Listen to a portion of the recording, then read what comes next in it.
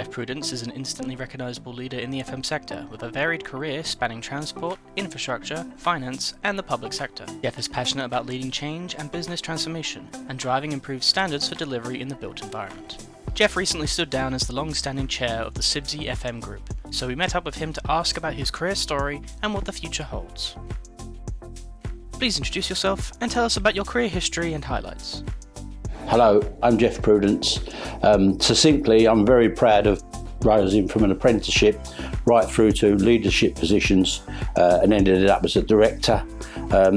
Too many accolades to mention and great experience, but I would say my time with NatWest was where I really found my niche of managing risk, maintenance strategy and leadership, which also aligned with my CIBSE activities. Can you tell us about some of your personal highlights from your time as chair of CIBSE FM Group? Obviously, it's well known on the airwaves. After recently standing down after 21 years, lots of highlights. Originally taken over in 2003 from Robert Sharp, who was a very well regarded MD of MCOR. So obviously taking that on, I'd been involved since 1996. Lots of aspects of buildings, papers, technical reports, but probably what I'm really well known for is the various versions of CIBSE Guide M, which has been very popular.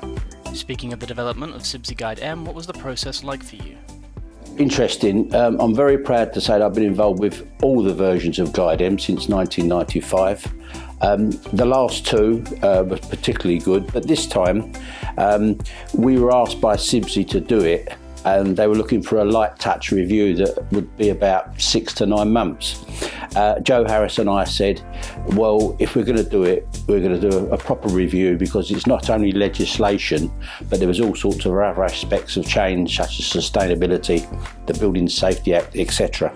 So what we did, I actually helped pick key authors to write the sections, because I knew their professionalism, they would get things done and they would bring the document together. We took nearly 2 years, but as you're probably aware, we've got a really, again, very well regarded document, and our launch in last September, the room was packed, so that's evidence in itself. As someone with a 50-year career in FM, what do you think the future holds for the sector? Interesting question everybody's asking at the moment. Of course, we've got the changing workplaces, work styles, coming out of the pandemic. I think energy, sustainability will still be prevalent. But for me, I think we've got new buildings coming, 10, 20 years' time, where we've got a massive existing stock. So I think whilst technology is being bandied around and it will enhance it, I think the technical management skills of the facilities manager, particularly in engineering, and of course the stuff that I'm trying to develop, is good leadership skills going forward. What's next in your journey? That's an interesting question. It's been said that I don't like the R word, I like retirement. So although I'm not chair of CIBSE FM, I will still be involved in CIBSE in some form or not.